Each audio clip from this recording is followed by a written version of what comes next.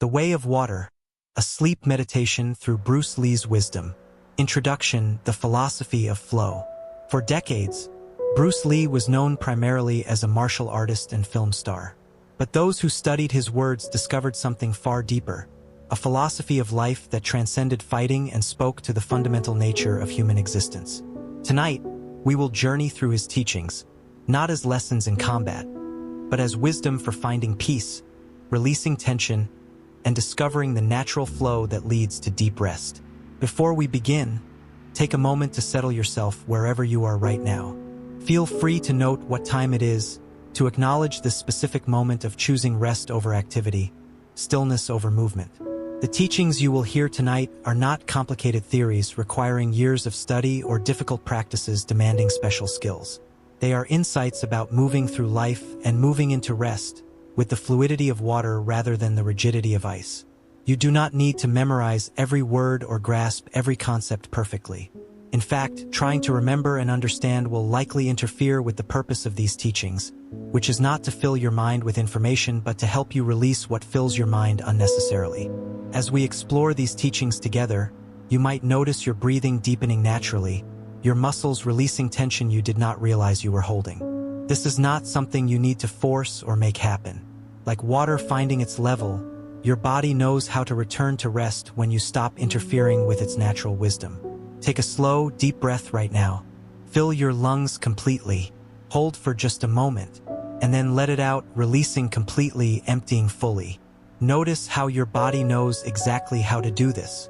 You have been breathing your entire life without needing to consciously manage every aspect of it. The same intelligence that breathes you, that beats your heart, that digests your food without your conscious direction. This intelligence also knows how to bring you into sleep. Tonight, you will learn to trust it. Let us begin this journey together into the flowing philosophy that Bruce Lee discovered and shared with the world. Bruce Lee often spoke of water. In a famous televised interview, he said, "Empty your mind. Be formless, shapeless, like water. You put water into a cup, it becomes the cup. You put water into a bottle, it becomes the bottle. You put it in a teapot, it becomes the teapot. Now water can flow or it can crash. Be water, my friend." These words have been repeated so often they risk becoming cliché, losing their power through familiarity. But beneath the surface of this famous quote lies a profound teaching about the nature of existence. Water does not fight. It flows. It does not resist obstacles. It moves around them or over them or, given enough time, through them. It does not maintain a fixed form. It adapts to whatever contains it. Yet water, over time, can carve canyons through solid rock. The softest substance can wear away the hardest through persistent, gentle flow. This image of water serves as our guide tonight. Not water that is frozen solid with tension and rigidity, locked into a single shape, unable to move or adapt. Not water that is boiling with anxious energy, agitated and scattered, steam dispersing in all directions without purpose or power, but water in its natural state, flowing, adaptive, powerful through its softness, strong through its flexibility. Water at rest in a still pond, reflecting the moon perfectly. Water moving in a river, following the path of least resistance yet capable of tremendous force. Bruce discovered this teaching not through philosophy alone, but through his body, through thousands of hours of training, through victories and defeats, through injuries and healing. He lived it in his muscles and bones before he articulated it in words.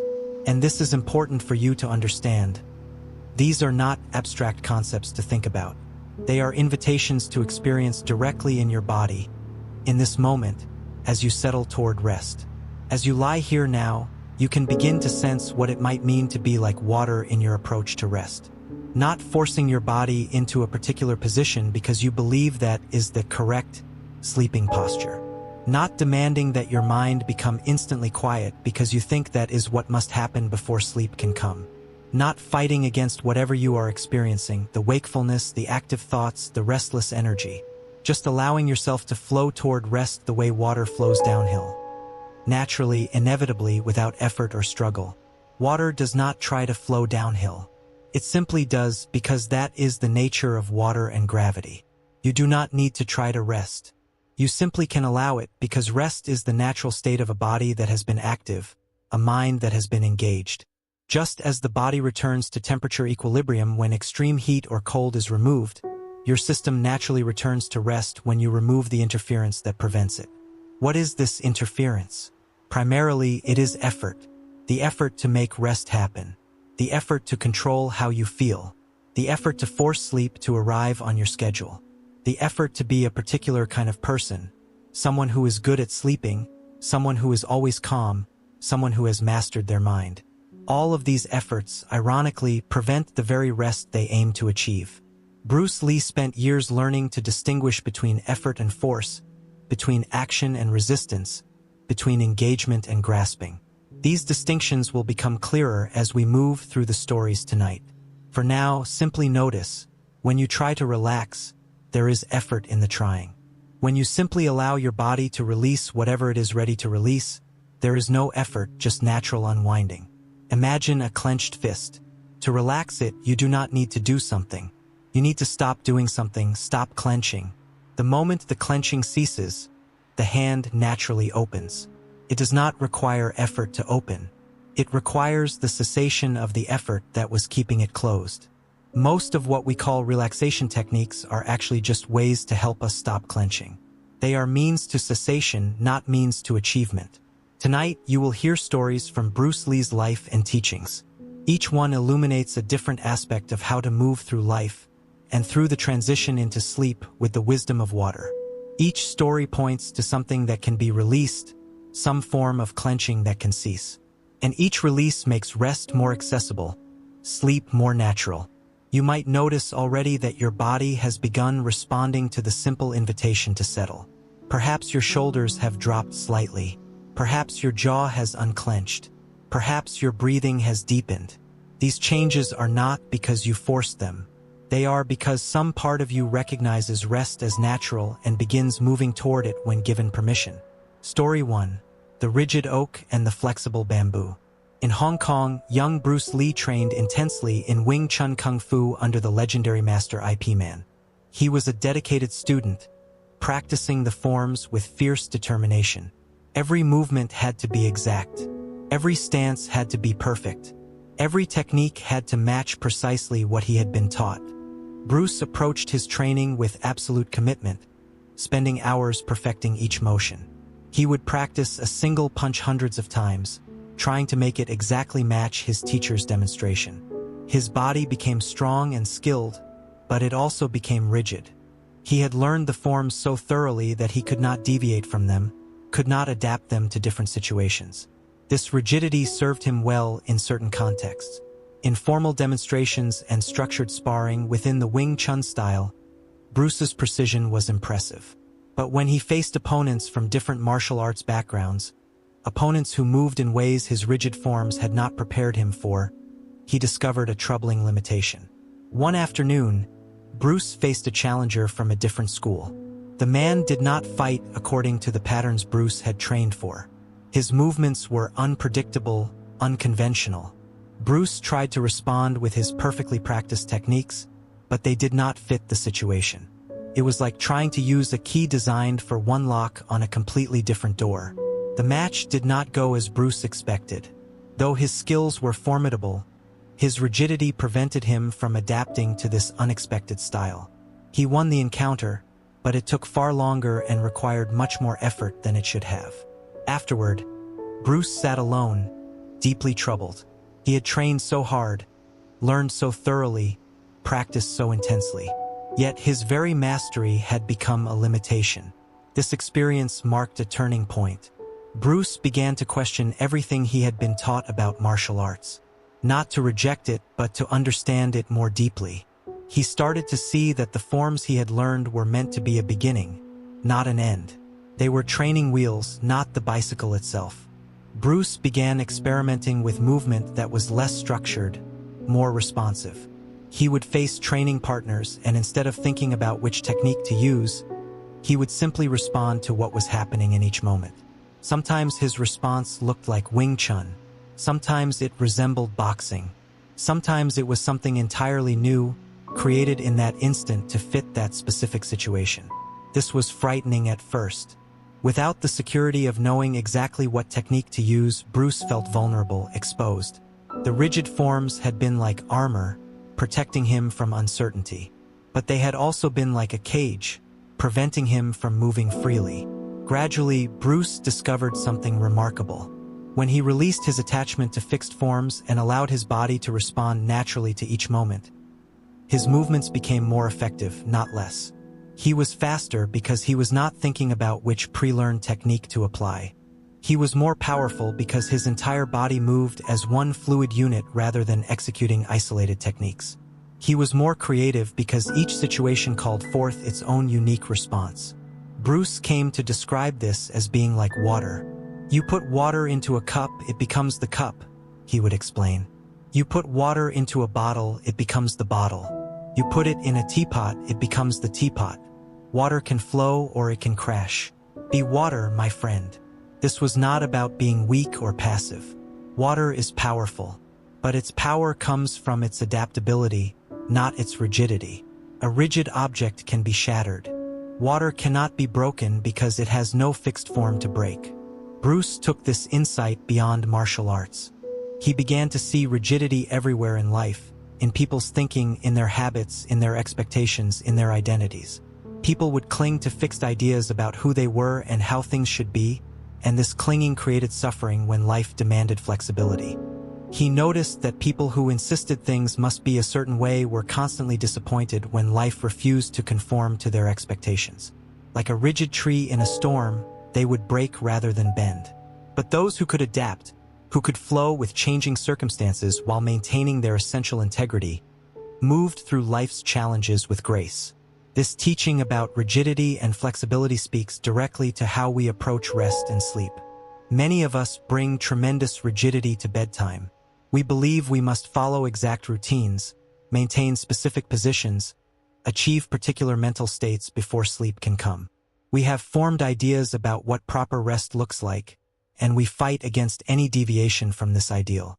This fighting is itself what prevents rest. Like young Bruce Lee trying to force every situation to fit his pre-learned forms, we try to force our experience to match our ideas about how rest should feel. When our mind remains active, we fight it, creating more tension. When our body feels restless, we resist it, generating more restlessness. When sleep does not come according to our schedule, we struggle against the delay, ensuring that sleep stays further away. The alternative Bruce Lee discovered is the way of water. Not rigid adherence to forms, but fluid responsiveness to what actually is. Some nights, rest comes quickly. Other nights, it takes longer. Some nights, the mind is quiet. Other nights, thoughts move through awareness like clouds across sky. Some nights, the body settles immediately. Other nights, it needs to shift and adjust. All of this is fine. All of this is natural. When we release our rigid expectations about how rest should happen and instead flow with how rest actually is happening, we stop creating the tension that prevents sleep. Like Bruce letting go of fixed forms to discover natural movement, we can let go of fixed ideas about sleep to discover natural rest. As you settle more deeply now, you might notice where you are holding rigidity. Are you insisting that your body must feel a certain way before you can rest? Are you demanding that your mind become perfectly quiet? Are you fighting against the actual experience you are having in favor of some imagined ideal experience? These rigidities are optional. You can release them the way Bruce released his attachment to fixed forms. Not through more struggle, but through recognition that they serve no purpose except to keep you from the natural flow toward rest that wants to happen when you stop resisting it. Story 2. The mirror has no ego. As Bruce Lee's fame grew, something unexpected happened. The more successful he became, the more trapped he felt. People everywhere had images of who Bruce Lee was supposed to be. The invincible fighter, the Eastern mystic, the martial arts master who never showed weakness, the movie star who embodied perfection. Fans would approach him expecting this image.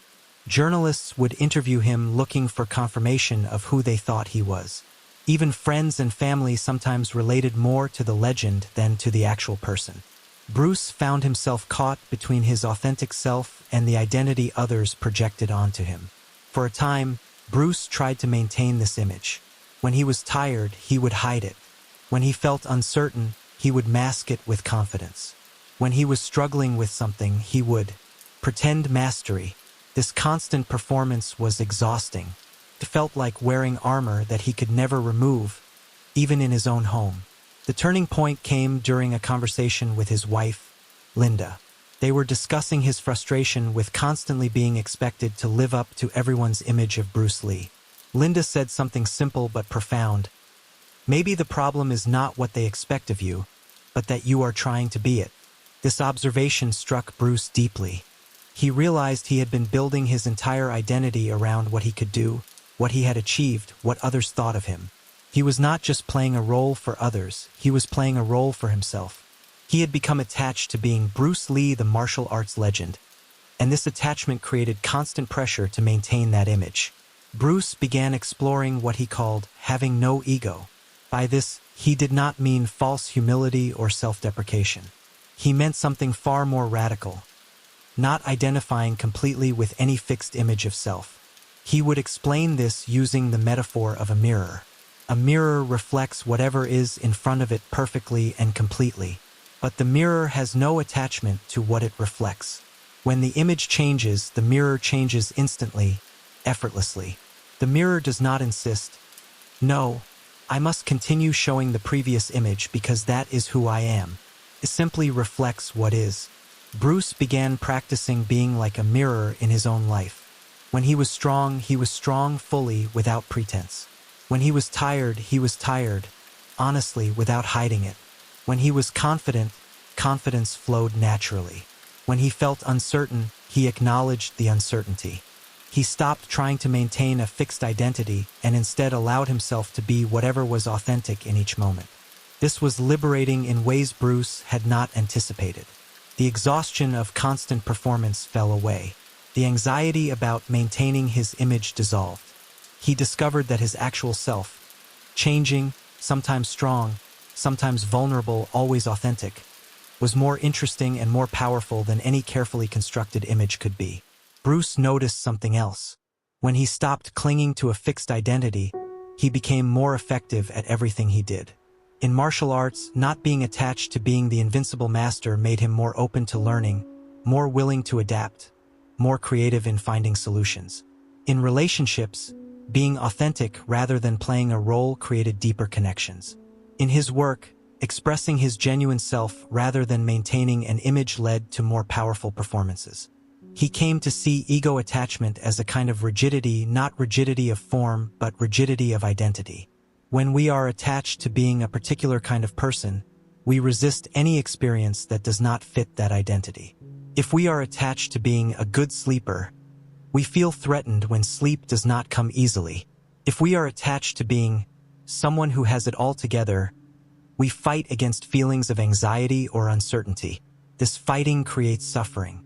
Not because the original experience is necessarily problematic, but because we add a layer of resistance born from protecting our self-image. Like Bruce performing for others and himself, we perform for our own internalized image of who we should be. And this performance prevents us from simply being what we actually are in this moment.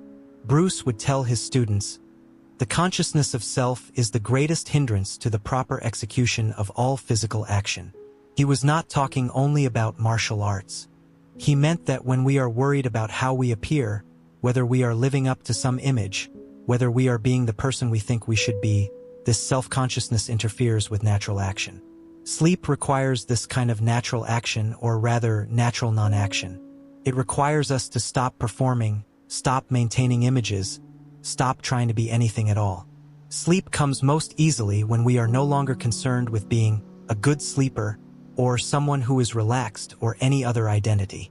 It comes when we simply allow ourselves to be exactly what we are in this moment, without judgment, without attachment to how we should be. The mirror reflects perfectly but has no investment in what it reflects. Similarly, awareness can know your experience fully, the active mind, the restless body, the passing thoughts, without needing to change any of it to protect some image of who you should be. This awareness without attachment is what Bruce pointed to when he spoke of having no ego. As you rest here now, you might notice what identities you are trying to maintain. Are you holding on to being someone who is good at relaxing? Are you defending yourself against being someone who struggles with sleep? Are you performing calmness rather than allowing whatever calmness or uncalmness is actually present? These attachments to identity are like the armor Bruce wore when trying to maintain his image. They create tension, require constant energy, prevent authentic rest. What if you could release them? What if, like a mirror, you could simply reflect your actual experience in this moment without needing it to be different to protect who you think you should be? This release does not mean you become nothing. It means you become free to be fully what you actually are, which changes moment to moment, and is far more authentic and restful than any fixed image you could maintain through effort. Story 3. Empty your cup. One of Bruce Lee's most famous teachings came from a conversation he had with a Western martial arts instructor who came to learn from him.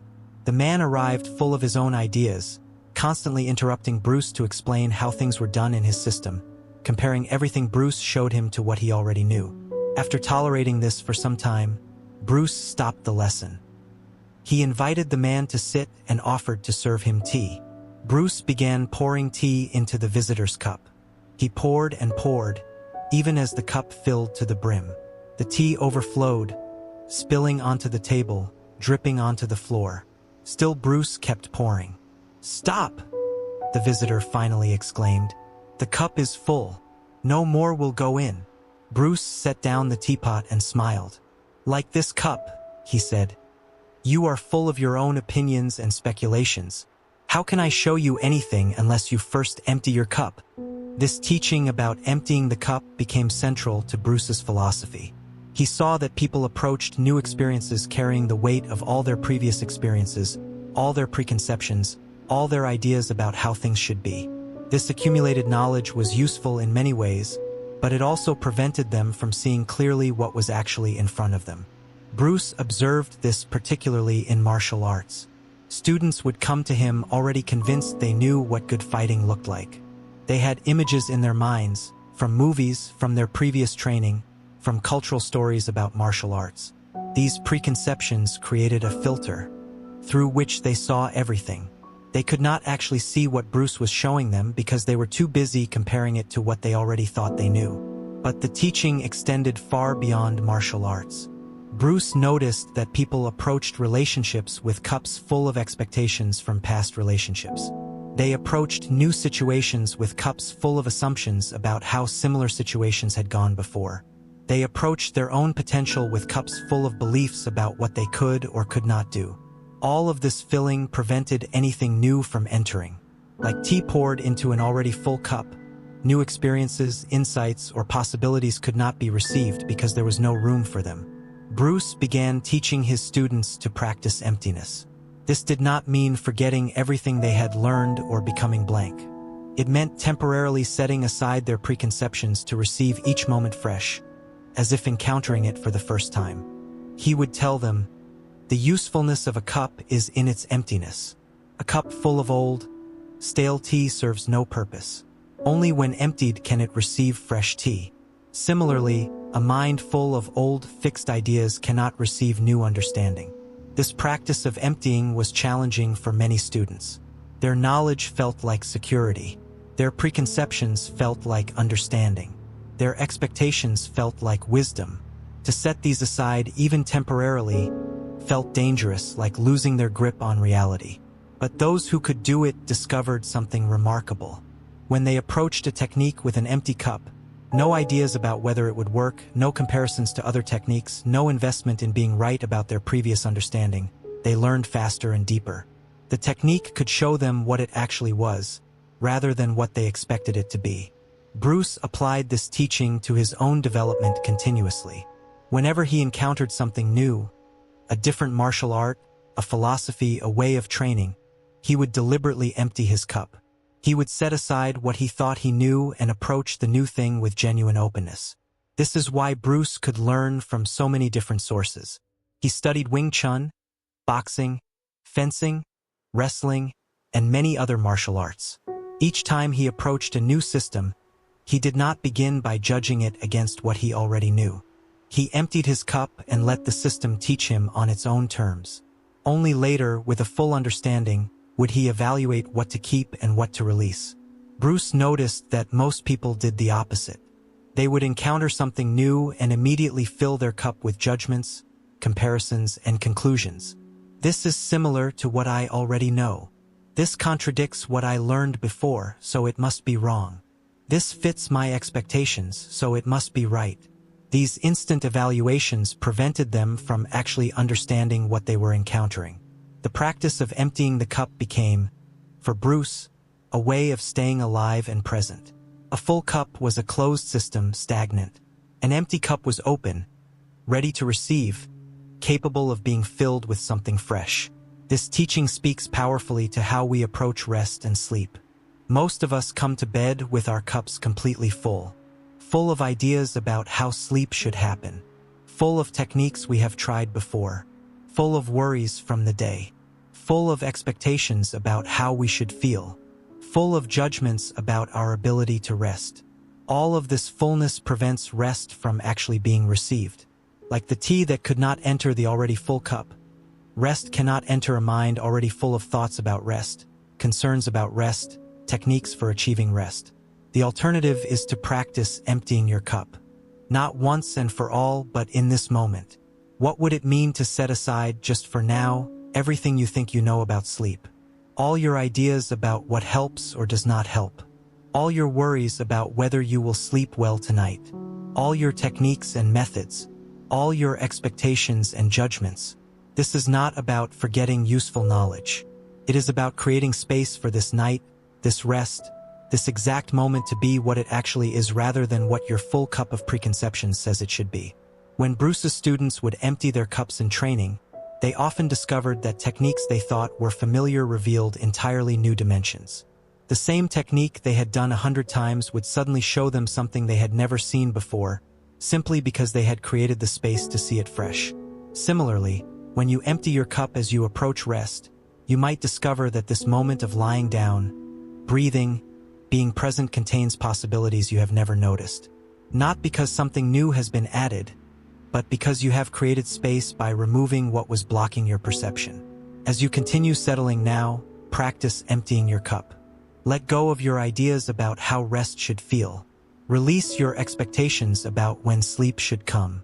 Set aside your accumulated knowledge about sleep techniques.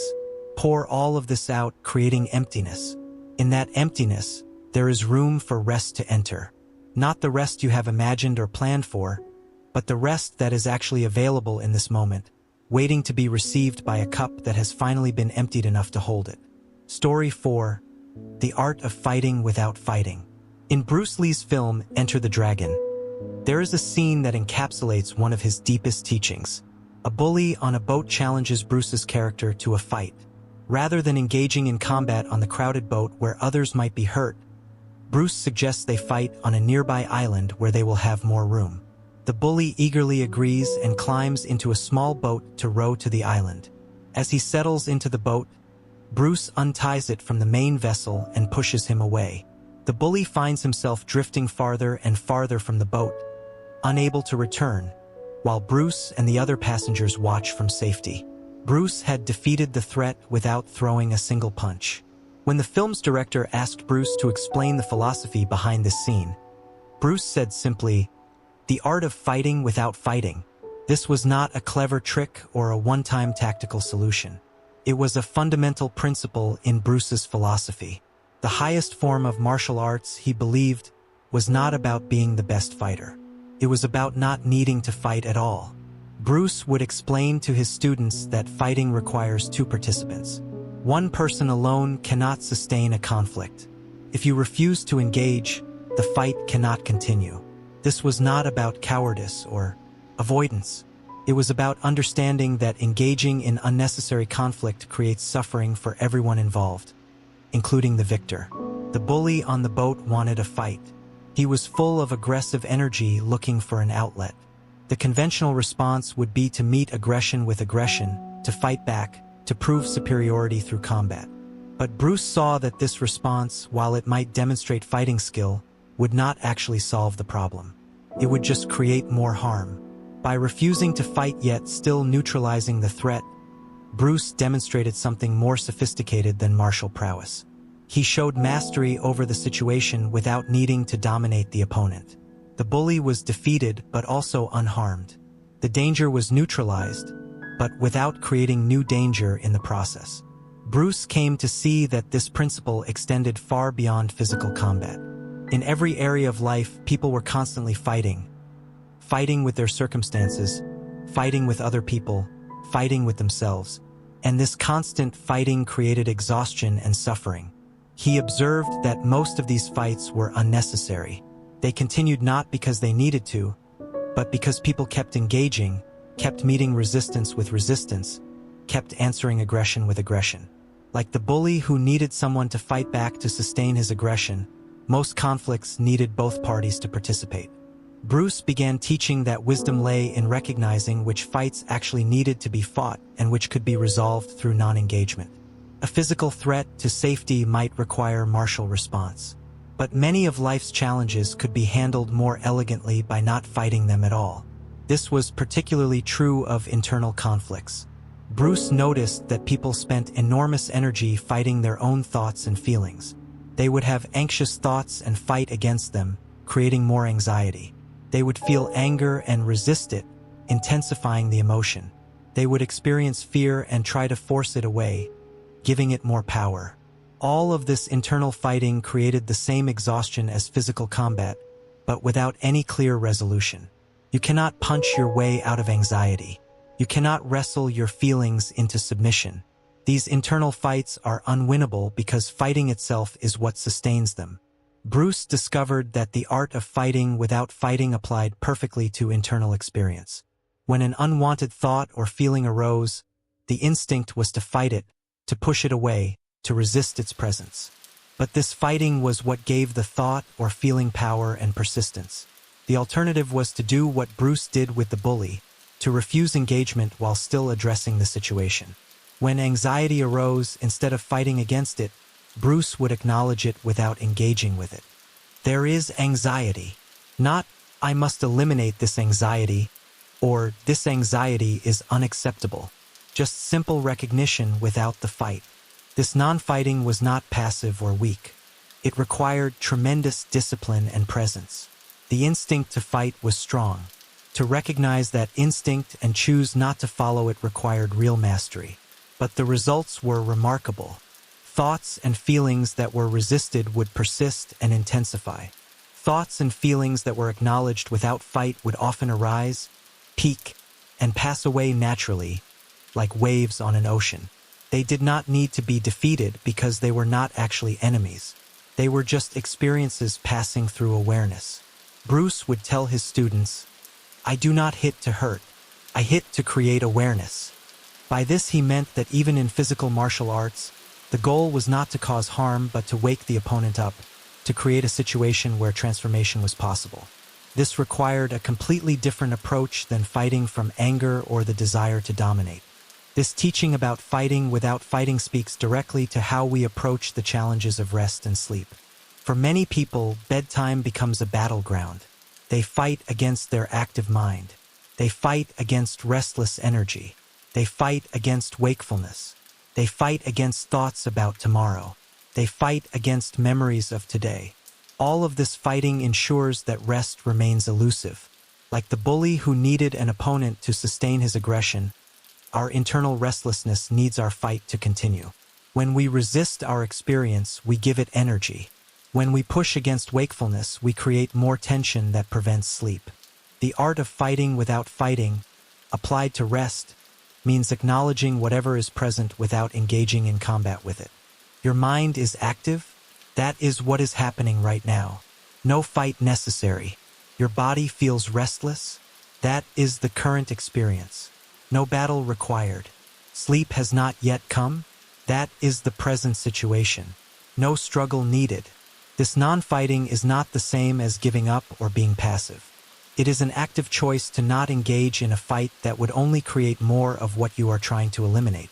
Like Bruce pushing the bully away in a boat rather than fighting him, you can acknowledge what is present while refusing to fight with it.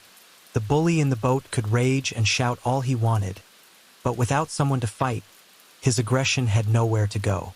It eventually exhausted itself. Similarly, when you stop fighting your active mind or your restlessness, these energies often exhaust themselves naturally. They were looking for your resistance to push against. When you remove that resistance, they lose their force. As you rest here now, notice where you might be fighting.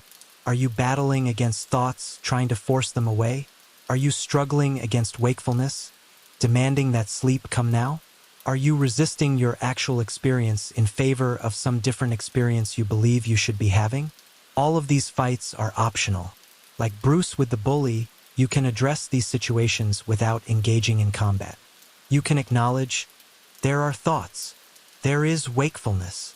This is the experience right now. And then, instead of fighting, you can simply let these realities drift away like a boat being pushed from shore, neutralized through non-engagement rather than defeated through struggle. Story 5. Using no way as way. When Bruce Lee began developing his own martial arts philosophy, he faced strong criticism from traditional martial artists. They said he was being disrespectful to classical methods, that he was abandoning the wisdom of the masters, that his approach lacked discipline and form. Bruce understood their concern. Traditional martial arts were built on carefully preserved systems passed down through generations. There were specific forms to learn, exact sequences to practice, proper ways to move. These structures had been refined over centuries and represented accumulated wisdom. But Bruce had discovered something that troubled him about these traditional systems. They had become rigid. The forms that were meant to be training tools had become ends in themselves. Students would practice a technique exactly as taught, even when that technique did not fit their body type, their strengths, or the actual situations they encountered. Bruce began articulating what he called the style of no style, or using no way as way.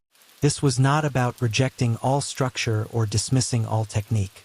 It was about not becoming imprisoned by any single method or approach. He would explain it this way.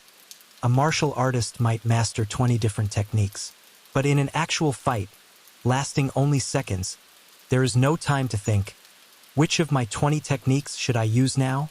If you are thinking, you are already too late. The technique must emerge spontaneously, appropriately, in response to what is actually happening. This spontaneous response could not come from following a fixed form. It came from deep training that had been so thoroughly absorbed that it became unconscious, combined with complete presence to the actual moment. The technique that emerged might look like something learned, or it might be something entirely new, created in that instant to fit that specific situation. Bruce called this formless form. It meant training in various forms and techniques, but not becoming attached to any of them. The forms were fingers pointing at the moon, he would say, useful for directing attention, but not to be mistaken for the moon itself. This philosophy disturbed many traditional martial artists because it seemed to undermine the whole foundation of their practice. If there was no fixed way, no proper form, no correct technique, then what was the point of all their years of careful training? Bruce's answer was subtle but profound. The training was essential. You had to learn forms deeply before you could transcend them. But the goal of training was not to perfect the forms. It was to make the principles behind the forms so deeply part of you that you could express them spontaneously without thinking about form at all. It was like learning language. Children learn grammar rules and vocabulary. But the goal is not to perfectly recite grammar rules. It is to speak fluently and spontaneously, with the rules operating unconsciously in the background. A person who had to consciously think about grammar every time they spoke would never achieve real fluency. Similarly, a martial artist who had to consciously think about which form to use in each moment would never achieve real mastery. Real mastery meant the forms had dissolved into spontaneous, appropriate action. Bruce applied this principle of no way as way beyond martial arts. He noticed that people approached all of life with fixed methods and rigid systems. There was the right way to have a relationship, the proper way to pursue a career, the correct way to raise children, the appropriate way to grieve or celebrate or simply exist. All of these fixed ways were useful as starting points, as training. But when people became imprisoned by them, when they could not deviate from the prescribed method even when the situation clearly called for something different, the forms became obstacles rather than aids. Bruce himself had to fight this tendency constantly. As his fame grew, people wanted him to establish a fixed style, to codify his approach into a system that could be taught uniformly. He resisted this, knowing that the moment his fluid approach became a rigid system, it would lose precisely what made it effective. He called his non-system Jeet Kune Do, which translates as the way of the intercepting fist. But he insisted that Jeet Kune Do was not a style. It was a philosophy of constant adaptation, constant growth, constant responsiveness to what actually is rather than what should be according to some predetermined form. The teaching of no way as way addresses a fundamental challenge in how we approach rest and sleep. We live in a culture that loves methods and techniques. There are prescribed sleep routines, recommended relaxation practices, proper sleep hygiene rules, correct breathing techniques. All of these can be useful. Like martial arts forms, they provide structure and guidance. But when we become imprisoned by them, when we believe we cannot rest unless we follow the proper method, when we think there is a correct way to fall asleep that we must achieve, these helpful guides become obstacles. The truth is that sleep has no fixed form. Some nights it comes quickly, other nights slowly. Some nights after elaborate preparation, other nights in the midst of disarray. Some nights with a quiet mind, other nights despite a busy mind. Sleep does not care whether you have followed the proper method. It comes when conditions allow, and those conditions are different every night. Using no way as way in approaching rest means learning various techniques and practices, but not becoming attached to any of them. It means being responsive to what this specific night needs rather than trying to force this night to fit some predetermined pattern. Maybe tonight your body needs to be quite still. Maybe it needs to shift and adjust frequently. Maybe your mind needs some gentle guidance. Maybe it needs to be left completely alone. Maybe you need deep breathing. Maybe natural breathing is what serves. There is no fixed way because each night is unique. Each body is different. Each moment calls for its own response. The method, paradoxically, is to have no fixed method. The way is to have no prescribed way. This does not mean randomness or chaos. It means deep responsiveness to what actually is rather than adherence to what should be. As you rest now, notice if you are trying to follow a particular method, a correct way to relax or fall asleep. These methods might be useful, but they might also be creating tension through the effort of trying to do rest properly. What if there is no proper way to rest tonight? What if you could respond spontaneously to what your body and mind actually need in this moment rather than what some technique says you should do? This formless form, this way of no way, might be precisely what allows rest to emerge naturally rather than being forced through rigid adherence to method. Story 6. Emotional content, not anger. One of Bruce Lee's most famous teaching moments came during a demonstration he gave where a young student was trying to execute a technique with great intensity. The student's face was contorted, his body tense, his movements forceful. He was clearly trying very hard to make the technique powerful. Bruce stopped him. "What are you doing?" he asked. "I am being intense and powerful," the student replied. Bruce shook his head. "You are being tense and forceful. That is not the same thing. Try again, but this time I want you to put emotional content into it, not anger." Emotional content, not anger. The student looked confused. What did that mean, emotional content rather than anger? But he tried again, and this time he attempted to relax his face and body while maintaining full commitment to the movement. The result was dramatically different. More fluid, more powerful, more alive. This teaching about emotional content versus anger became central to Bruce's approach to martial arts and to life. He observed that people often confused intensity with tension, commitment with forcing, passion with aggression. They believed that to be powerful, they had to be tight and forceful. But this was exactly backwards. Bruce would demonstrate this principle repeatedly. When tense and forcing, his movements were actually slower and weaker. The tension in his muscles meant some muscles were fighting against others, reducing efficiency. When relaxed while maintaining full commitment, what he called emotional content, his movements became faster, more powerful, more precise. The difference was subtle but profound. Anger or aggression creates a kind of blind force, powerful perhaps, but clumsy and exhausting. Emotional content meant bringing full presence and commitment to an action while remaining fluid and responsive. Bruce saw that this principle extended far beyond martial arts. In acting, the same distinction applied. An actor who was forcing emotion came across as fake and one-dimensional. An actor who brought genuine emotional content while remaining present and fluid created performances that were powerful and believable. In relationships, people would often bring anger or forcing when they thought they were bringing passion or commitment. They would push for what they wanted, resist what they did not want, try to force situations to be different.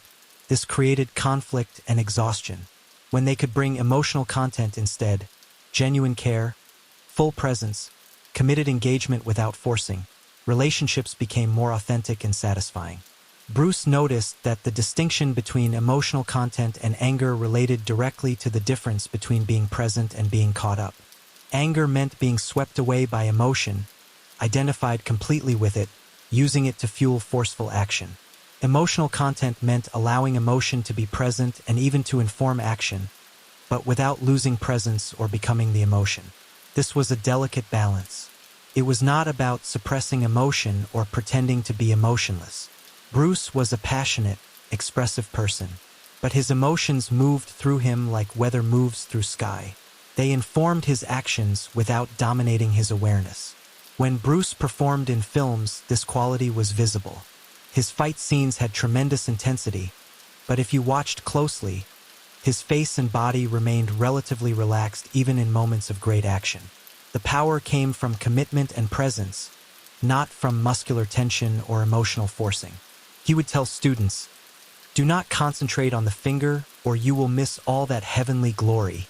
By this he meant do not get so caught up in the surface expression, the anger, the tension, the forcing, that you miss the deeper content, the genuine presence and commitment that makes action powerful.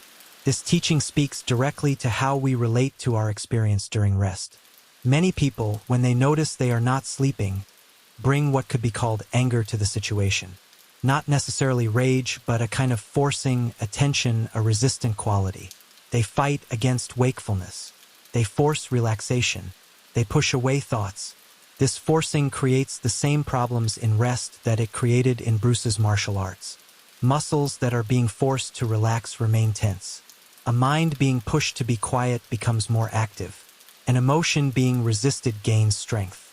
The alternative Bruce pointed to was emotional content without anger. Applied to rest, this means bringing genuine care to your experience without forcing it to be different. It means allowing yourself to feel whatever you feel, the frustration of being awake, the tiredness, the restlessness, while remaining present rather than becoming these emotions. You can acknowledge, there is frustration here, without becoming the frustration, without letting it drive forceful action against your experience. You can notice, there is tiredness here, without forcing your body to express tiredness in a particular way. You can feel restlessness while remaining present with it rather than fighting against it. This quality of presence with emotion rather than as emotion creates a completely different relationship with your experience.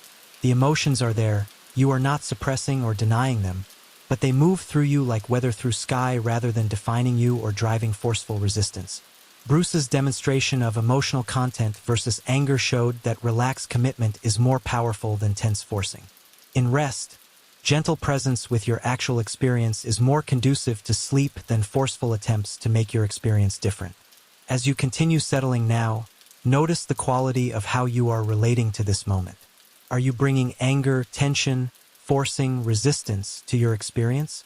Or can you bring emotional content, genuine presence, allowing, responsiveness without the forcing? Your experience right now is what it is. There may be wakefulness, active thoughts, restless energy. Can you be present with these realities with full attention and care, but without the tension of trying to force them away? This relaxed presence, this emotional content without anger, creates the conditions where rest naturally deepens and sleep eventually comes, not through forcing but through allowing. Story 7. Research your own experience. Throughout his life, Bruce Lee was an voracious learner. He read philosophy, psychology, martial arts texts from many traditions, books on physics and kinesiology, poetry, and literature. His library contained thousands of books, many densely annotated with his thoughts and observations. But despite this extensive study, Bruce maintained a particular relationship to knowledge that set him apart from pure scholars. He did not believe that truth could be found only in books or learned only from teachers. The deepest truth, he insisted, had to be discovered through direct experience. Bruce would tell his students, "Research your own experience. Absorb what is useful, reject what is useless, add what is specifically your own." This was not about being arrogant or dismissing the wisdom of others.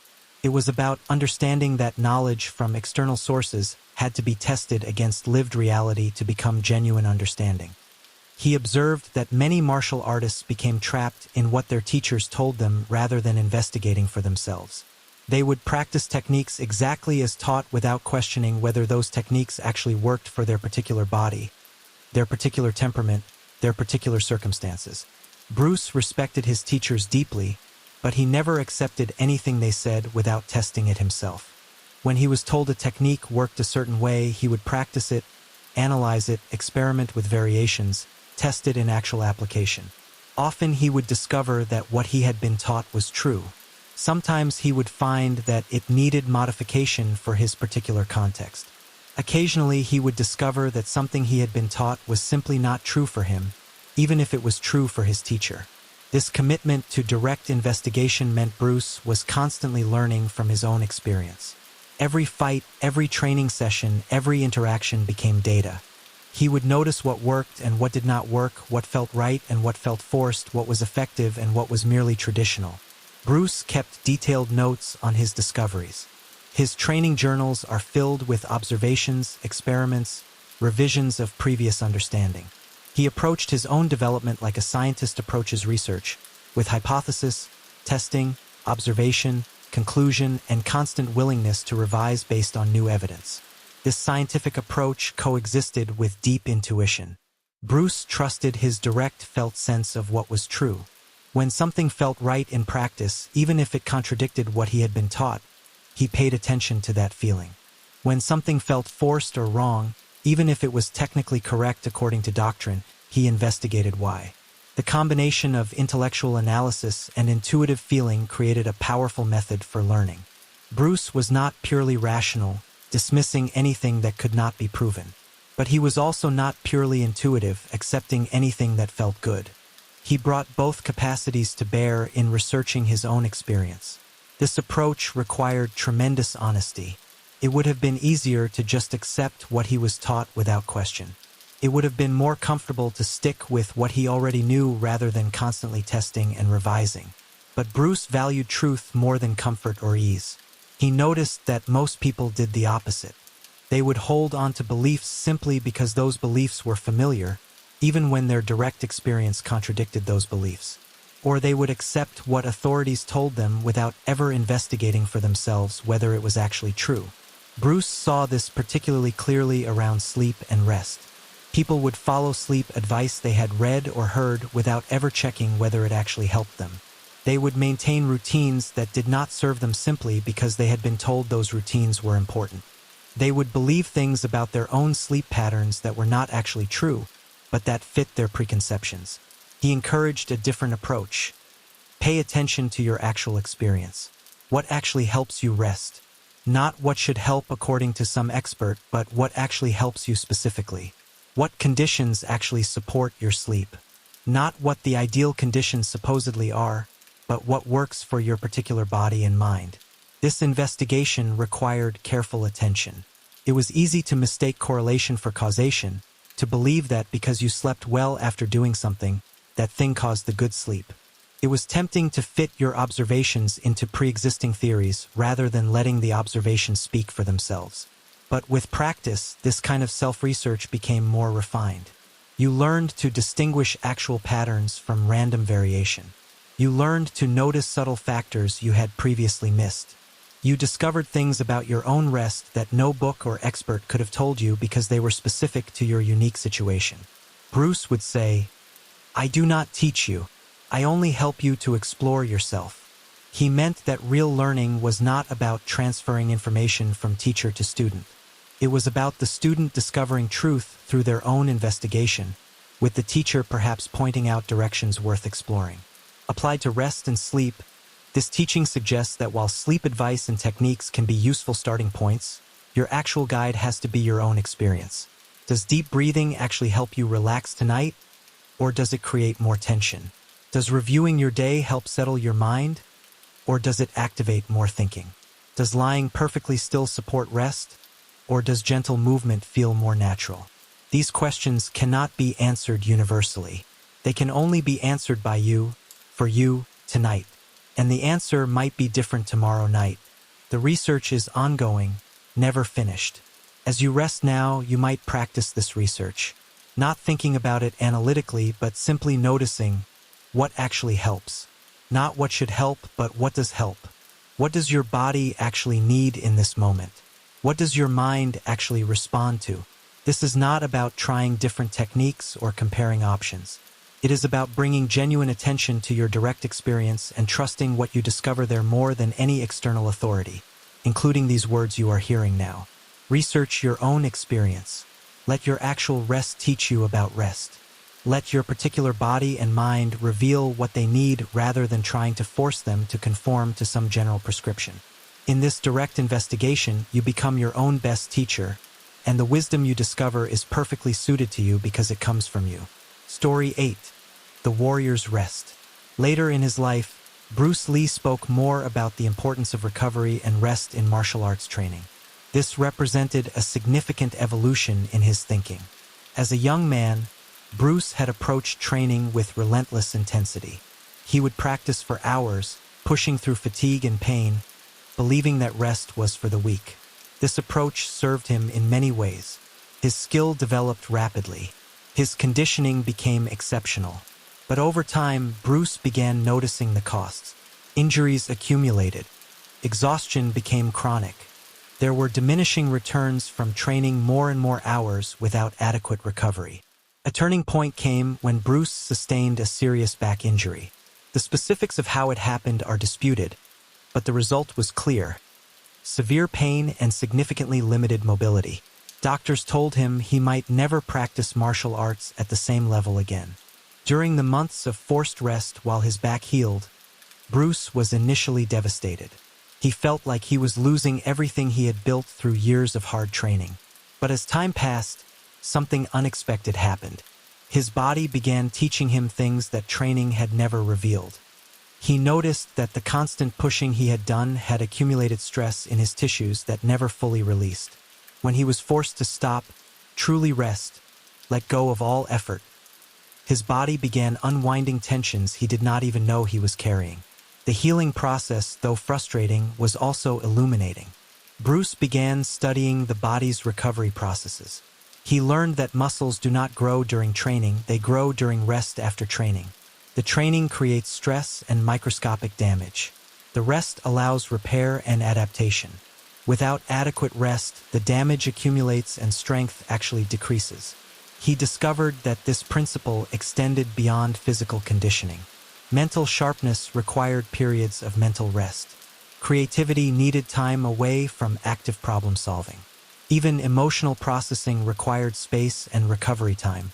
Constant activity, constant striving, constant pushing created diminishing returns across all domains. This was humbling for Bruce, who had built much of his identity around relentless training and constant improvement. Accepting that rest was not a weakness but a necessity required a fundamental shift in his understanding. He began incorporating deliberate rest into his training regimen. Not just sleeping, but actual recovery practices, gentle movement, meditation, time in nature, periods of doing nothing productive. At first, this felt uncomfortable, almost like laziness. But the results spoke for themselves. His training improved. His injuries decreased. His mental clarity increased. Bruce came to see rest not as the absence of training, but as an essential component of training itself. The warrior, he realized, had to master not just activity but also stillness. Not just exertion but also recovery. Not just doing but also being. He noticed that in traditional martial arts training, there were built-in periods of rest and recovery. Tea ceremonies, meditation, ritual observances, these were not separate from martial training but integral to it. Modern Western approaches often stripped out these elements, focusing purely on the active training. This created practitioners who were overtrained and unbalanced. Bruce began teaching about what he called relaxed readiness, a state of being prepared for action while remaining fundamentally at rest. This was different from constant tension disguised as readiness. It was like a cat resting but instantly able to move if needed. The rest was real, deep, restorative, but it included the capacity for immediate response. This quality of relaxed readiness required trust. Trust that you would respond appropriately when action was needed without having to maintain constant vigilance. Trust that rest would not make you weak but would actually enhance your capability. Trust that you could let go completely and still be safe. For many of Bruce's students, this was the hardest thing to learn. They could learn complex techniques more easily than they could learn to genuinely rest. The techniques required doing, which felt productive. Rest required not doing, which felt like giving up or being lazy. Bruce would tell them, "The key to immortality is first living a life worth remembering." By this he meant that constantly pushing without rest was not noble or admirable. It was a form of violence against oneself that led to burnout and injury. True mastery included the wisdom to rest deeply and recover completely. This teaching about the warrior's rest speaks to something essential about being human. We are not designed for constant activity. We have natural rhythms that include periods of exertion and periods of recovery, times of activity and times of rest. When we override these rhythms through constant pushing, we create imbalance that eventually breaks down. Many people approach bedtime with the same attitude young Bruce had toward training. They believe that resisting sleep, staying productive for one more hour, pushing through fatigue is somehow admirable. Or they carry the day's intensity into the night, unable to shift from the activated state required for daily life to the receptive state needed for rest. The warrior's rest that Bruce discovered later in life offers a different model. Rest is not a weakness or a concession. It is an essential component of a strong, capable life. The capacity to rest deeply is as important as the capacity to act powerfully. They are not opposites but complementary aspects of an integrated whole. As you lie here now, you can practice what Bruce learned through his injury and recovery. You can let go of the belief that rest must be earned through sufficient exhaustion. You can release the idea that you should be doing something more productive. You can allow yourself to rest not as a failure to remain active, but as a deliberate, wise choice. The warrior knows when to fight and when to rest. Tonight is time for rest. Not partial rest while remaining vigilant. Not uneasy rest while judging yourself for resting. But complete rest, the kind that allows genuine recovery and renewal. Your body has been active. Your mind has been engaged. Whatever you accomplished today or did not accomplish, this is now time for letting go. Like Bruce's forced rest that taught him about the wisdom of recovery, your rest tonight can be a source of strength rather than a sign of weakness. Story 9: The Simplicity Beyond Technique. Throughout his career, Bruce Lee was known for constantly refining his approach to martial arts, always seeking greater efficiency and effectiveness. But there came a period when this refinement revealed something unexpected, that the ultimate sophistication might actually be simplicity itself.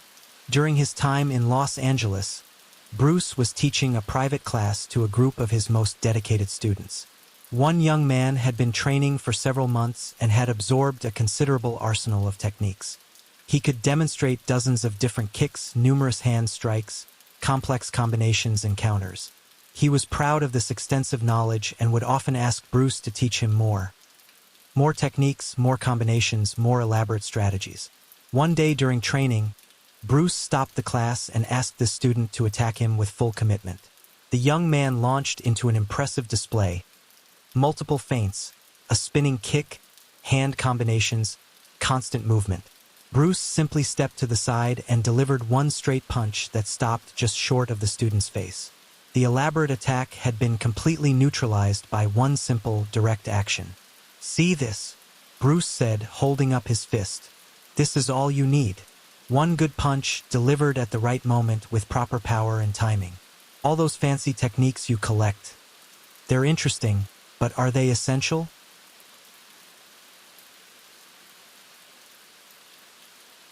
The student protested. "But you've taught us many different techniques. You've shown us various kicks and strikes and dash. Yes, Bruce interrupted. And now I'm showing you that none of them matter as much as understanding the fundamental principle. The techniques are there to teach you about distance, timing, power, balance. But if you're thinking about which technique to use, you've already missed the moment. The technique must be so simple, so natural, that it happens before thought. Bruce then explained what had happened in the exchange. You were doing many things. I was doing one thing. Many things means your attention is divided, your commitment is diluted, your energy is scattered. One thing means total focus, complete commitment, unified power. Which do you think is more effective? Over the following weeks, Bruce began teaching this student differently. Instead of adding more techniques to his repertoire, Bruce had him focus on perfecting just a few fundamental movements. A straight lead punch, a front kick, simple footwork. Nothing fancy, nothing complex. Just basic actions done with perfect timing and maximum efficiency. At first, the student felt like he was moving backwards, like he was being taught beginner material when he should be advancing to more sophisticated techniques. But as he continued practicing these simple movements, something began to shift. He started to feel their power. When he threw that straight punch with complete commitment and proper mechanics, it was devastating. When he delivered that simple front kick with correct timing, it was unstoppable. The simplicity was not a limitation, it was a refinement, a distillation down to pure essence. Bruce would demonstrate this principle in various ways. He would ask students to name their 10 favorite techniques, then would show how he could defeat all 10 with just 2 or 3 fundamental movements. He would challenge them to execute their most complex combination, then would neutralize it with one simple, direct response. The lesson was always the same. Sophistication is not complexity, it is simplicity perfected. Bruce began articulating what he called the way of simple directness. In martial arts, this meant eliminating all unnecessary movement, all wasted motion, all fancy flourishes that served no functional purpose. It meant the shortest distance between 2 points, the most economical use of energy, the most direct path to the objective. But as always with Bruce's teachings, this principle extended far beyond fighting. He began to see how people complicated everything unnecessarily in their lives. They would take simple situations and add layers of complexity through overthinking, overplanning, and overanalyzing. They would create elaborate strategies when direct action would suffice. They would accumulate endless techniques and methods when a few basics done well would be more effective. Bruce noticed this particularly in how people approached problems. Faced with a challenge, people would often generate complex solutions involving multiple steps, various contingencies, backup plans for backup plans. Meanwhile, the simple direct solution was right in front of them, ignored because it seemed too obvious, too unsophisticated, not impressive enough. He began teaching his students. Before I learned martial arts, a punch was just a punch and a kick was just a kick. When I was learning martial arts, a punch was no longer just a punch and a kick was no longer just a kick. Now that I know martial arts, a punch is just a punch and a kick is just a kick. This famous saying confused many people. What did it mean? Bruce would explain. At first, when you know nothing, things are simple because you have no knowledge to complicate them. Then, as you learn, you discover complexity, all the details, all the variations, all the possibilities. Everything becomes complicated. But if you continue learning deeply enough, you eventually transcend that complexity and return to simplicity. But now it's a sophisticated simplicity, a simplicity that contains and transcends the complexity rather than ignoring it. This teaching about simplicity has profound relevance to sleep and rest. Many people have accumulated an arsenal of sleep techniques, breathing exercises, visualization methods, progressive relaxation protocols, cognitive strategies, sleep hygiene rules. They approach bedtime like that student approached training, with a collection of elaborate techniques they believe they need to execute properly. But often this very collection of techniques becomes an obstacle. Lying in bed, they're thinking, should I do the breathing technique now? Or the body scan? Maybe I should visualize first? Did I follow all the sleep hygiene rules? Am I doing this right? The mental activity of managing all these techniques prevents the simple, natural process of falling asleep. The way of simple directness suggests something different. Not ignoring everything you've learned, but distilling it down to its essence. What is the fundamental reality of sleep? It's what happens when a tired body lies down in a safe place and stops interfering with its natural rest processes. That's it. Everything else, all the techniques, all the methods, are just ways to help you stop interfering. Bruce's student needed to learn many techniques to understand the principles of martial arts. But then he needed to let go of attachment to those techniques to discover simple directness. Similarly, sleep techniques can teach you about relaxation, about releasing control, about being present. But ultimately, you need to let go of the techniques themselves and simply be present with the natural process of rest. As you lie here now, notice if you're making rest complicated. Are you mentally running through a checklist of things you should be doing? Are you trying to remember the correct sequence of relaxation techniques? Are you dividing your attention among multiple methods, trying to do everything at once? What would it be like to return to the simplicity Bruce discovered?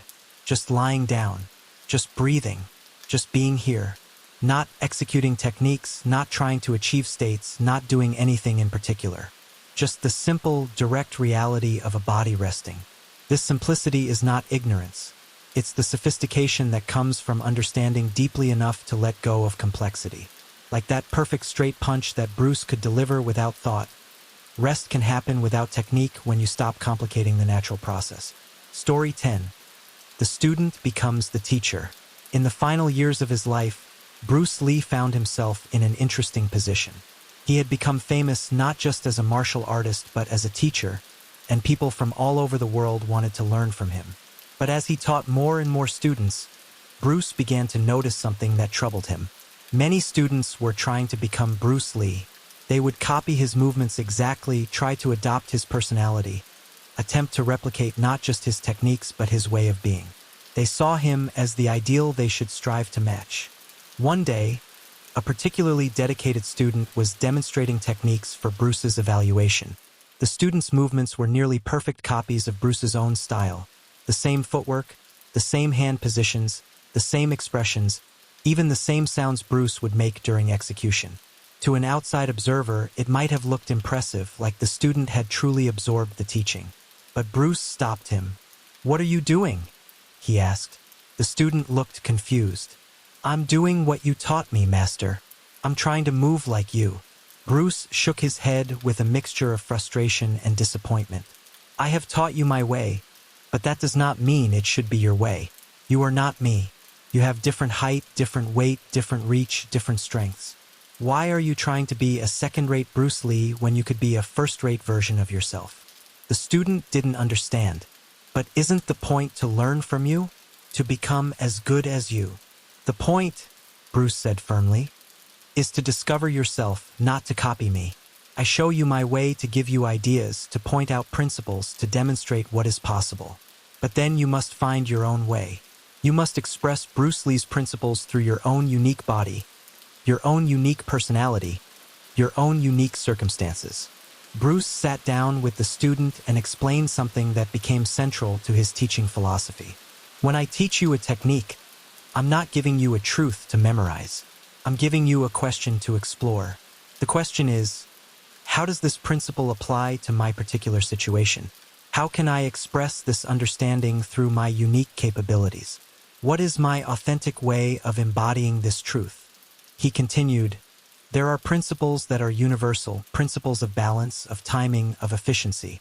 But the expression of those principles is always personal. Two people using the same principles will look completely different because they are different people. And that's not just okay. That's how it should be." Bruce then had the student stop trying to copy him and instead experiment with finding his own expression of the principles. At first, the student felt lost. Without the model to copy, he wasn't sure what to do. But gradually, he began to discover movements that felt natural to his body, combinations that suited his particular timing, strategies that worked with his strengths rather than trying to replicate Bruce's strengths. The result was fascinating. The student's martial arts actually improved. When he was trying to copy Bruce, he was always a bit off. His timing wasn't quite right, his power wasn't quite there, something always felt slightly forced. But when he found his own expression of the same principles, everything clicked into place. His movements had an authenticity and effectiveness they had lacked before. Bruce saw this pattern repeat with many students. Those who tried to become him always remained limited. Those who used his teaching as a starting point to discover themselves became truly effective.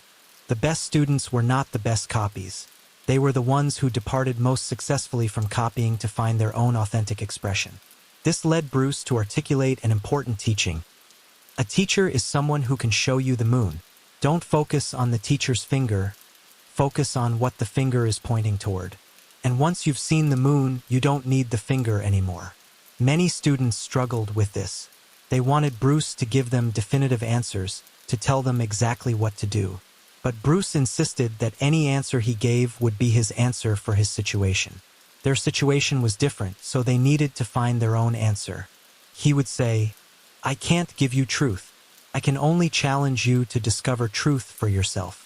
I can share what I've discovered, but if you just accept it without testing it against your own experience, it becomes dead knowledge. You must make it alive through your own investigation and application." This teaching extended beyond martial arts to every aspect of life.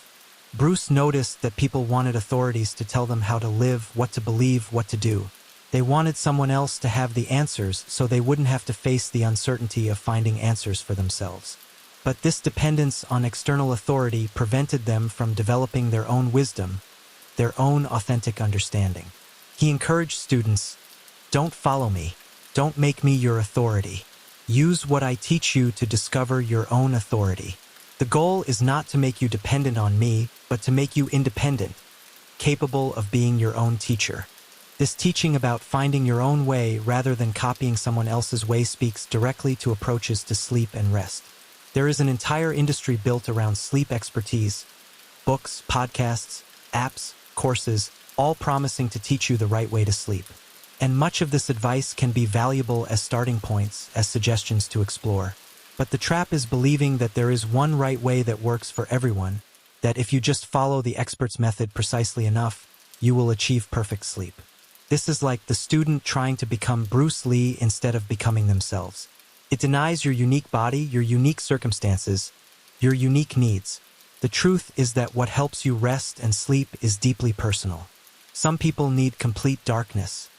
Others sleep fine with light. Some people need silence. Others sleep better with white noise.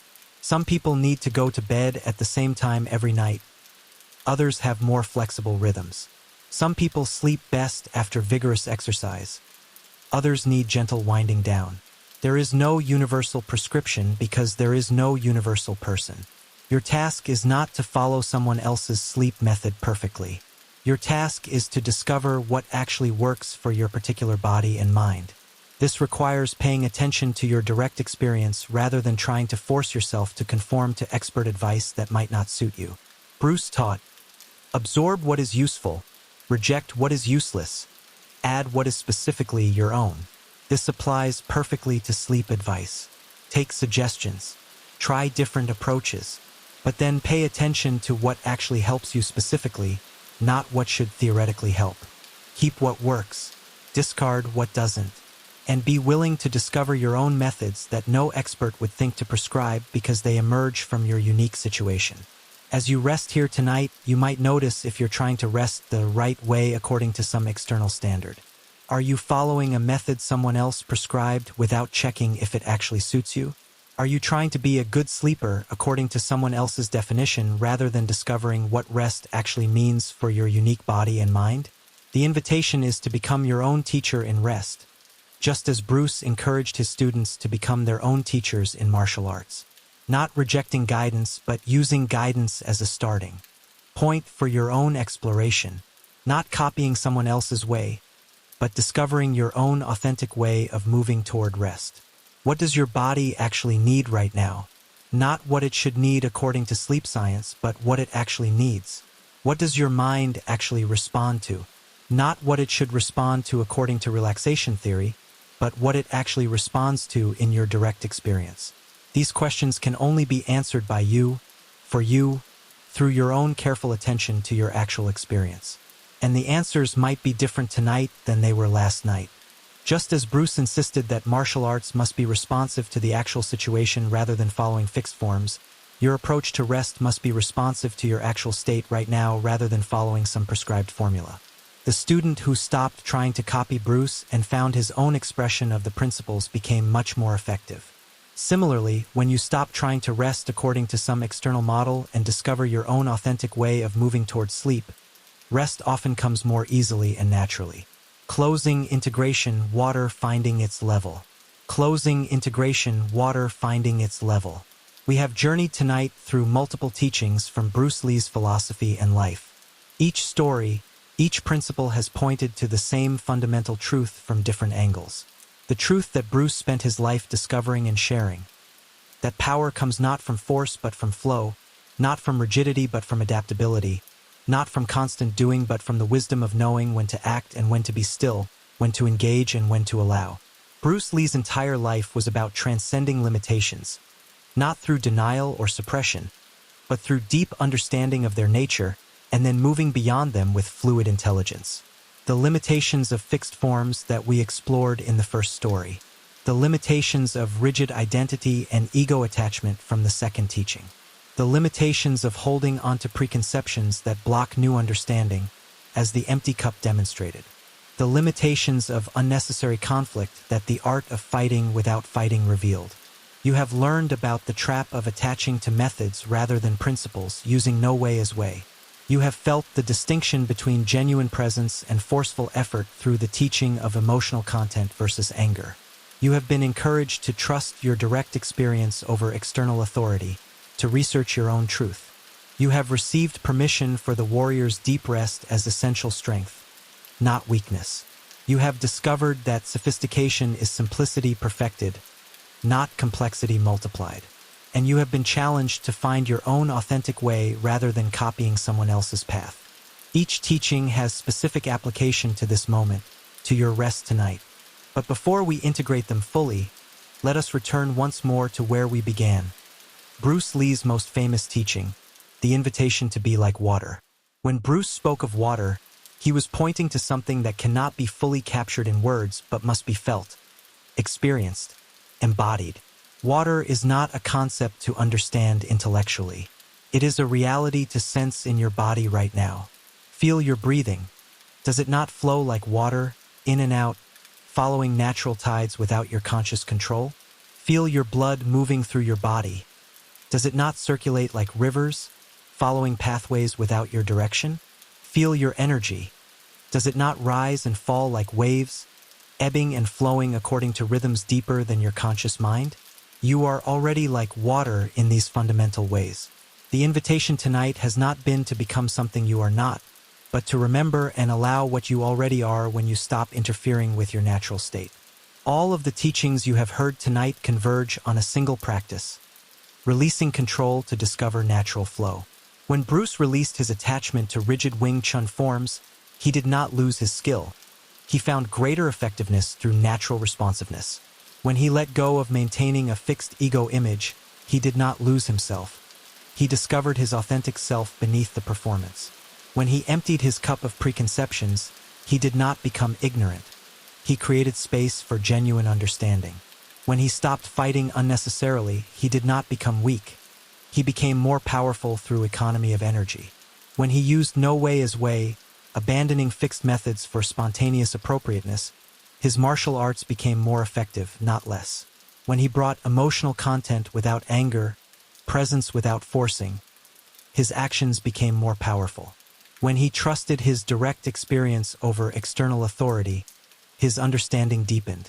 When he embraced the warrior's rest, his strength increased. When he simplified beyond technique, his actions became more sophisticated.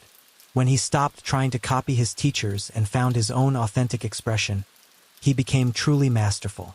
In every case, release led to discovery. Letting go created opening. Ceasing effort revealed natural capability. This is the pattern, the principle, the teaching that runs through everything Bruce Lee learned and taught. And it applies perfectly to rest and sleep. Your journey tonight has been a journey of progressive releasing. With each story, each teaching, you have been invited to let go of something that prevents natural rest. The rigidity that fights against your actual experience. The ego attachment that demands you be a certain kind of person even in rest. The preconceptions about how sleep must happen. The fighting against your own wakefulness or active mind. The attachment to fixed methods that might not serve this particular night. The forcing disguised as effort. The dependence on external authority over your own body's wisdom. The belief that rest must be earned through exhaustion. The complexity that obscures simple presence. The attempt to copy someone else's path rather than finding your own. Layer by layer, these releases accumulate. Each one makes space. Each letting go creates opening. Each cessation of interference allows natural processes to operate more freely. You may not feel dramatically different than when we began. Change is often subtle, incremental, like water wearing away stone through patient, persistent flow rather than through dramatic impact. But notice, your breathing has deepened, hasn't it? Without trying to make it deeper, without forcing or controlling, it has naturally slowed and deepened as your system moves toward rest. Your body has released tensions you did not consciously address. Muscles have softened. Your face has relaxed. Your shoulders have dropped. Your jaw has unclenched. These changes happened on their own because you stopped interfering with your body's natural movement toward rest. Your mind, too, has likely shifted. Perhaps it is not completely quiet. Few minds are. But there may be more space between thoughts, more ease with whatever mental activity remains, less resistance to your own experience. These changes, too, happen through release rather than through achievement, through allowing rather than through forcing. As we move toward the end of our time together tonight, there is nothing more to do, no more teachings to receive, no more practices to apply. Everything has pointed toward this simple moment of complete rest. Not rest as an achievement to be proud of, but rest as a natural state to allow. Not rest as something you do correctly or incorrectly, but rest as what remains when you stop doing altogether. Your eyes can close fully now if they have not already. Let them close with the same natural ease that flower petals close at dusk. Not forced shut, just naturally closing when it is time. Your breathing can find whatever depth and rhythm serves it best. You do not need to breathe in any particular way. Your body has been breathing your entire life without instruction. Trust it to breathe appropriately for rest. Your body can release every remaining bit of tension it is ready to release. Not forcing relaxation, not demanding that every muscle be loose, just allowing whatever release wants to happen. Like a clenched fist naturally opening when you stop making it clench, your body naturally softens when you stop creating tension. Some areas might remain slightly tense, that is fine. Rest does not require perfect relaxation. It requires acceptance of however you actually are right now. Your mind can become as quiet as it becomes, or remain as active as it is, without you needing to control or change it. Thoughts may continue to arise. Let them. They are just weather passing through the sky of awareness. You are not the thoughts. You are the awareness that knows thoughts are present. That awareness is already calm, already still, already at rest regardless of what moves through it. Bruce Lee discovered that the stillness at the center remains constant regardless of activity at the surface. The hub of the wheel never moves even when the rim spins rapidly. The depths of the ocean remain calm even when waves crash on the surface. Similarly, something in you is already at rest, has always been at rest, will always be at rest. You do not need to create this rest. You just need to recognize it, to sink into it, to let yourself settle into what has been here all along. Sleep will come in its own time, not because you earned it or achieved it or did everything right, but because sleep is what naturally happens when a tired body lies down in a safe place and stops preventing its arrival. You have been preventing it, we all do, through effort, through control, through fighting, through thinking, through trying. But with each release tonight, the preventing has decreased. With each letting go, the natural movement toward sleep has become less obstructed. You do not need to know when sleep arrives. In fact, you cannot know the exact moment because knowing requires awareness, and sleep is the graceful dissolution of that kind of knowing awareness into unconscious rest. You will not witness your own falling asleep because the witness itself is what falls asleep. But this is fine. More than fine, it is perfect. Sleep comes most easily when we stop trying to observe or control its arrival. May your sleep tonight be deep and restorative, like diving into clear water, like sinking into deep ocean, like dissolving into flow. May you rest in the peace that Bruce Lee pointed to throughout his life, the peace that comes not from controlling everything, but from releasing control.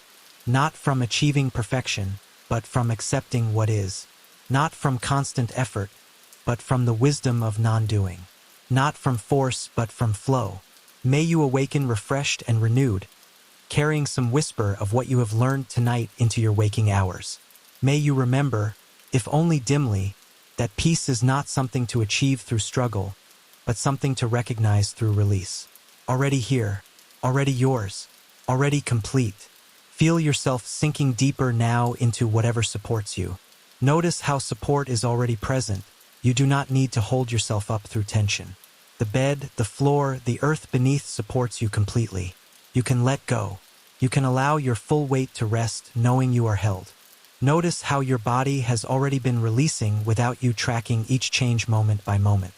This happened by itself, the way water flows downhill by itself, the way flowers bloom by themselves, the way your heart beats by itself. Your body knows how to move toward rest. It has done so thousands of times. It is doing so right now. You can trust this process completely, not because someone told you to trust it, but because it has proven trustworthy every single night of your life. You have fallen asleep thousands of times. You have released into rest, let go of the day, surrendered control, and awakened renewed. Tonight is no different. The same intelligence that has carried you safely into sleep all those times is here now, ready to receive you. You do not need to help it. You just need to stop resisting it with your well-intentioned but unnecessary efforts to control what already knows how to unfold. The stories you heard tonight were mirrors reflecting what you already know in your deepest being. That peace is not earned but recognized. That rest is not forced but allowed.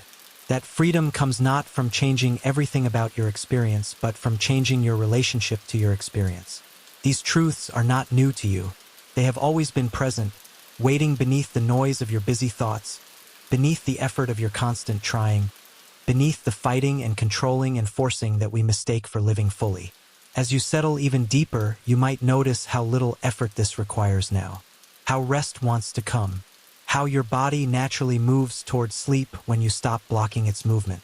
Like water finding its level, this is not something you do. It is something that happens when you stop preventing it from happening. Like a river flowing to the sea, inevitable, unstoppable when barriers are removed.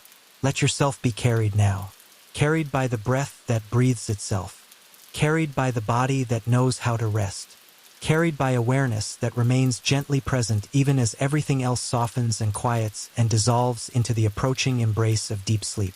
You are safe here. You are held. You can let go completely, the way a child lets go in the arms of a trusted parent, the way water lets go of any fixed form to become whatever shape its container suggests. If thoughts still arise, that is fine.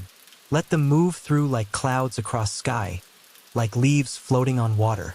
If your body has sensations, let them be. They are just experiences happening in this moment, not problems requiring solutions. If sleep has not yet fully arrived, that is okay too. It will come when it comes in its own time according to rhythms deeper than your conscious control. Your only task now is to remain here, present and releasing, trusting what has always been trustworthy. The peace you have touched tonight through these teachings is not something that will vanish when you awaken. It is not dependent on this particular state or this specific moment. It is your fundamental nature, always available, always present beneath whatever is happening on the surface of your life. You can return to it any time simply by remembering what these stories have pointed to, that water flows when we remove the dam, that rest comes when we cease preventing it, that peace reveals itself when we stop obscuring it with effort and control. Sleep well, then. Rest deeply. Let go completely. Be like water, flowing, formless, powerful through softness, finding your level naturally. The warrior rests after the day's efforts. The student empties the cup to receive new understanding. The river flows by following the path of least resistance. The mirror reflects without attachment. All of these images converge on this single moment of your complete release into natural rest. Thank you for joining us on this journey through Bruce Lee's wisdom into deep and natural sleep. May you flow through this night like water through its course, effortlessly, inevitably, returning to the ocean of deep rest that has been waiting for you all along.